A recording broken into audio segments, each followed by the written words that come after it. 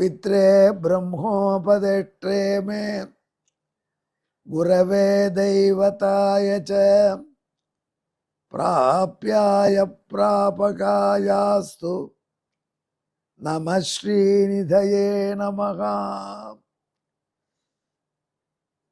नमो वेंकटेशाय वेंकटतुरैवार्क नमः।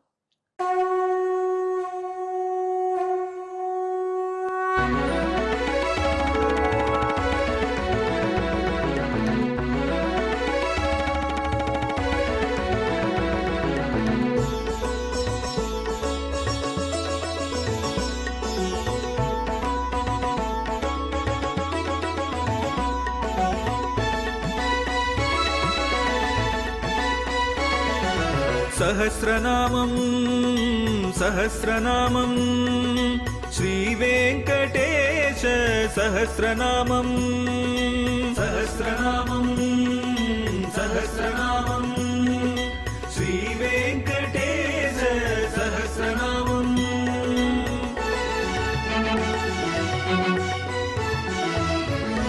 உலகில் கலிவினை தோஷம் அகற்றும் நாமம் சஹஸ்ரநாமம். உயர்வுகளை வாழ்வில் அளிக்கும் நாமம் சஹஸ்ரநாமம்.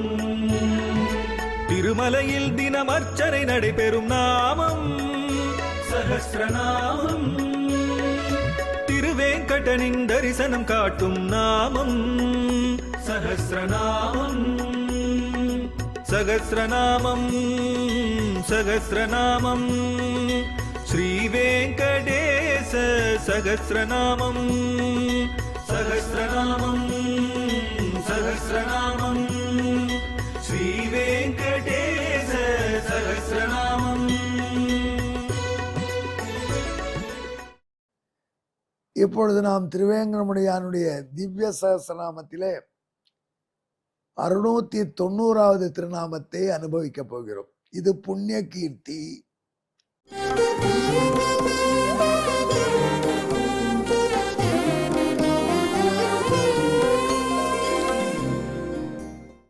கீர்த்தி என்றால் புகழ், புண்ணிய கீர்த்தி என்றால் புனிதமான புகழ். மக்களுக்கு சில பேருக்கு புனிதமில்லாத புகழ் இருக்கும். அந்த ஆளையா அது தெரியுமே, அது பெரிய ஃப்ராடாச்சேன்னு, அது ஒரு புகழ் தான். அது புனிதமற்ற புகழ். திருவேங்கடமுடையானுக்கு இருக்கிற புகழ் தான் புனிதமான புகழ். அவன் புனித புகழுக்கு ஒரு உதாரணம் சொல்லி புரிஞ்சுப்போம். பகவான்கிட்ட அபார பக்தி உடையவன் தொண்டைமான், சின்ன மாமனார். பகவானுக்கு மாமனாருடைய தம்பி தொண்டைமான். அவன் தான் ஆனந்த விமானத்துக்கு பொற்குரல் தங்கம் வேஞ்சான் அந்த காலத்தில் ஆரம்பத்தில். அப்போ ஏற்பட்ட தொண்டைமான்கிட்ட எம்பெருமான் ரொம்ப பிரியம் வச்சிருந்தார். அந்த தொண்டைமான்கிட்ட ஒருத்தன் வந்தான், ஒரு அந்தணன், தென்னிந்தியாவிலேருந்து. நான் பத்ரிகாசிரம யாத்திரை போகிறேன், என் மனைவி என்னோட கூட வரத்துக்கு கஷ்டப்படுறா, நடக்க வேண்டியிருக்கு நிறைய இடத்துல, வசதிகள் போகிறல, அவளுடைய குழந்தை வேற, சின்ன குழந்தை. மன்னா, உங்ககிட்ட ஒப்படைச்சிட்டு நான் யாத்திரை போட்டு திரும்பி வரேன், பத்ரிகாசிரம யாத்திரை முடிஞ்சு வரேன், வந்து இவளை அழைத்து கொண்டு போகிறேன்னா. அதுக்கு என்ன ரேட்டு விட்டான். உடனே என்ன பண்ணான் தொண்டைமான், ஒரு தனி பங்களா அந்த அம்மாவுக்காக ஏற்பாடு பண்ணினான். ரேஷன் கொண்டு போய் வைக்க சொல்லிட்டான். அந்த வீட்டுக்கு காவல்காரனை போட்டிருந்தான். அந்த காவல்காரன் வீட்டு வாசலில் காவல்காரன். அனாவசியம் உள்ளே போகக்கூட, அம்மா கூட தான் போனோம், அப்படி ஸ்ட்ரிக்ட் உத்தரவு போட்டான். அவளை பார்த்து கொடுக்கணுமே, அவளுடைய கற்பையை பார்த்து அந்த இளம்பெண்ணை அவனுடைய கணவன்றை திரும்பி வரும்பொழுது ஒப்படைக்கணும்னு நல்ல எண்ணத்தில் இதை ஏற்பாடு பண்ணிட்டான் மகாராஜ். உத்தரவு போட்டான். ரேஷன் போகணும், அவருக்கு மாதம் 1ஆம் தேதி எல்லாம் கொண்டு போய் கொடுக்கணும், 1 மாதத்துக்கான அரிசி பல எல்லாம் நான் அடுத்த உத்தரவு வரை செய்யணும்னு சொல்லிட்டான். அரசாங்கம் இப்படி உத்தரவு போட்டால் நடந்துருவான் சமயத்தில். நடக்கலை. ஏன்னா ராஜா சொன்னதுபடி முதல் மாதம் கொடுத்தாங்க, அடுத்த மாதம் அவங்க யாரும் கணவர் வச்சுக்கலது. ராஜாவும் மறந்து போயிட்டான்.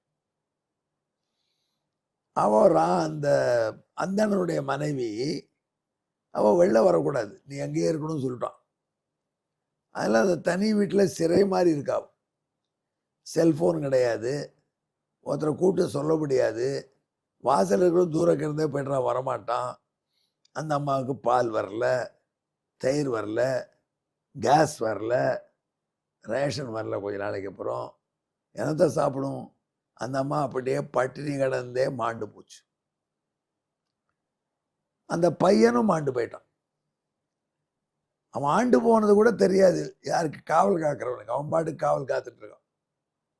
ரேஷன் வரலையே, அந்த அம்மாவுக்கு போகிறதா இல்லையா அவன் திங்க் பண்ணல. அவன் காவல் காக்கிறது ஒன்று தான் அவனுக்கு வேலை.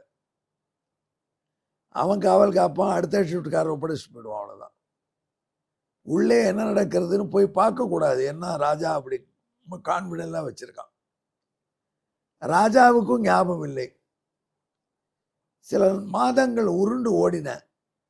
அந்த அண்ணன் பத்ரிகாசிரம யாத்திரை முடிஞ்சு திரும்பி வந்து ராஜாவை பார்த்தான்.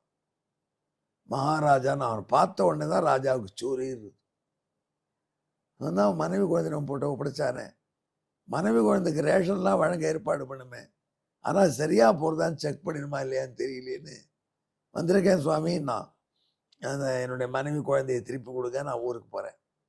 அதுக்கு என்ன இதை கொடுத்துட்றேன்னு சொல்லி அவனுக்கு ஒரு அரண்மனையில் உட்கார வச்சுட்டு ராஜா பதறி போய் அந்த பங்களா போய் பார்த்தா அங்கே எலும்பு கூடுதான் கிடக்கு. அடப்பாவி, சரண்யனான திருவேங்கடமுடையானுடைய பக்தனான நீ ஒரு பெண்ணுக்கு அடைக்கலமும் கொடுத்து அவளை பற்றி போட்டு கொன்னுட்டியே, அவன் குழந்தையும் சேர்த்து கொன்னுட்டியே. அந்த அண்ணனுக்கு என்ன பதில் சொல்ல போறேன்னு நடுங்கி போனான் தொண்டைமான். வேற என்ன வழி? சரண்யா என்று எம்பெருமானை சரணமடைந்தான்.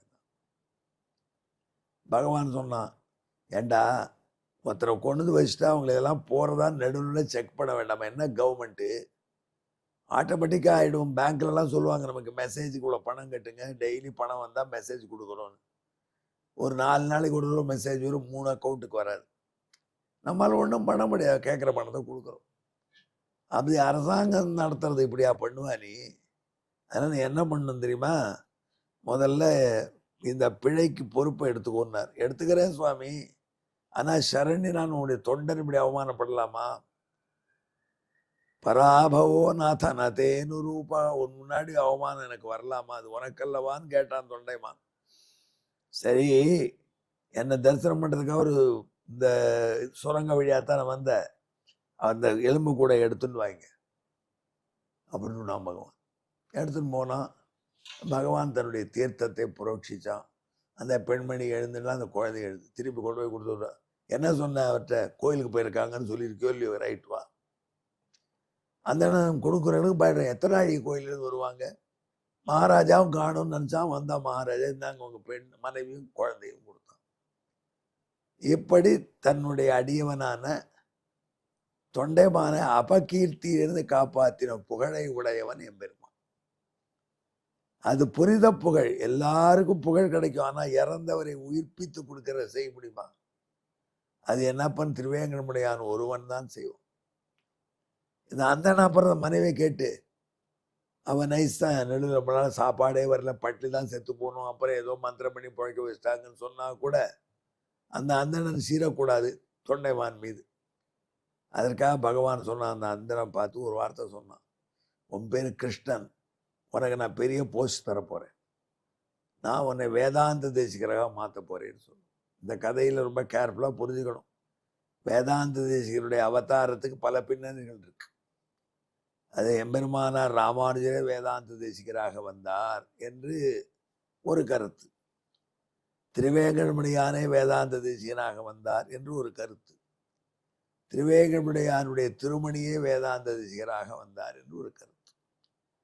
இதெல்லாமும் கரெக்ட். திருமணி தான் வந்தது, எம்பெருமானாருடைய சக்தி உள்ளே ஆவேசித்திருந்தது, திருவேங்கடமுடையார் சக்தியும் இருந்தது. அதுபோல அதற்கு மேலே கிருஷ்ணன் அந்தணனுடைய எம்பெருமான் அனுகிரகத்தினால அந்த அந்தணன் அவனோட அந்த ஜீவாத்மாவோடு கலந்து இத்திரையும் கலந்து தேசிகனாக வந்து இப்படி ஒரு வரலாறு சொல்றான். சில பேர் இதை ஏற்க மாட்டாங்க. ஆனால் புராணத்தில் இருக்கிறத நாம சொல்றோம்.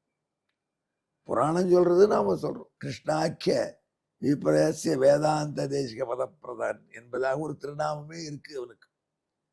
ஆகையினால இந்த திருநாமத்தின் அடிப்படையாக இதையெல்லாம் ஏற்று சொல்றோம். வேதாந்த தேசிகன் சாட்சாத் பகவானை விட உயர்ந்தவர் என்று சொல்பவர்கள் இருக்கார். பக்தி பெருக்கினால சொல்லக்கூடிய வார்த்தைகள். அதை பற்றி நாம் இப்பொழுது சிந்தனையில் எடுக்க வேண்டாம். இப்பேற்பட்ட புகழ் எம்பெருமானுக்கு உண்டு. ஆகையினால்தான் எம்பெருமானை புண்ணிய கீர்த்தி என்று புகழ்கிறார். எம்பெருமானுடைய கீர்த்தியே புனிதமானது. அந்த கீர்த்தியை நாம் சொன்னால் நாமும் புனிதர்களாகும். இப்பேற்பட்ட பெருமை அளித்ததுனால புண்ணிய கீர்த்தி என்கிற திருநாமம் அவனுக்கு அமைகிறது. எம்பெருமானை நிகரில் புகழாய் என்றார் நம்மாழ்வார். அதனால்தான் அங்க இடத்துல முன்னோர்கள் புகழ் என்பதற்கு கல்யாண குணங்கள் என்று அர்த்தம் சொன்னார்கள். உலகத்தில் தற்காலத்தில் புகழ் என்பது நல்ல பண்பையும் சொல்லும், நல்ல கீர்த்தி யசஸையும் சொல்லும். அதனால் நிகரில் புகழ ஒப்பற்ற யசஸை உடையவனே என்று கூட நாம் புரிந்து கொள்ளலாம். ஒப்பற்ற யசஸை உடையவன் என்று புரிந்து கொள்ளும் பொழுது ஒன்றும் குறையில்லை. அதைத்தான் புண்ணிய கீர்த்தி என்பதாக இந்த திருநாமத்திலே சொல்கிறார் நாரத பகவான் வசிட்டருக்கு. அதாவது எம்பெருமான் எப்பொழுதும் உத்தமமான புகழை கேட்க வேண்டும் என்று ஆசைப்பட்டு அதற்கேற்றபடி திருவோண நட்சத்திரத்தை தன் நட்சத்திரமா வைத்துக் கொண்டான். புண்ணியக்கு ஸ்லோகம் சின்விய நமா பாபி கீர்த்திராக செய். என்னை யாரும் இகழக்கூடாது. அதனால எம்பெருமான் எது செய்தாலும் இகழ முடியாது, அதையும் புகழ்ச்சியாய். அப்பேற்பட்ட புண்ணிய கீர்த்தி இவன் என்று இதற்கு பின்னணியான ஸ்லோகத்தை சொல்கிறேன், கேளுங்க.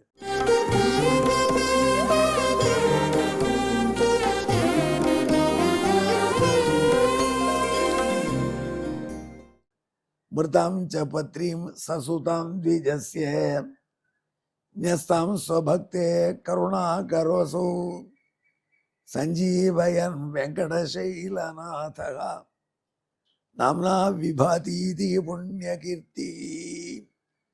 இதற்கு பின்னணியான ஸ்லோகத்தை கேளுங்கள், கேட்டுவிட்டீர்கள். தமிழ் பாசுரங்கள்.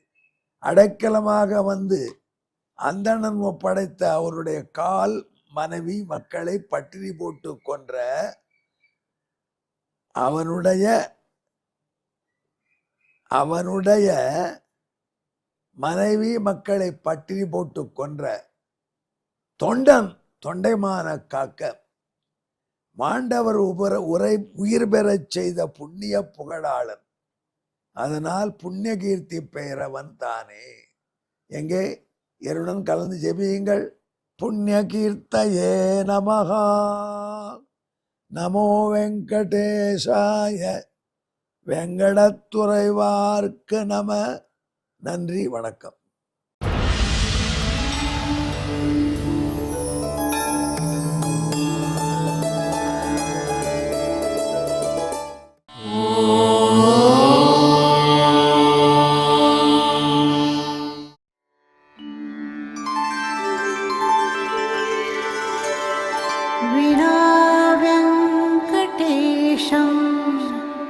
ननाथो ननाथः सदा वेङ्कटेशं स्मरामि स्मरामि.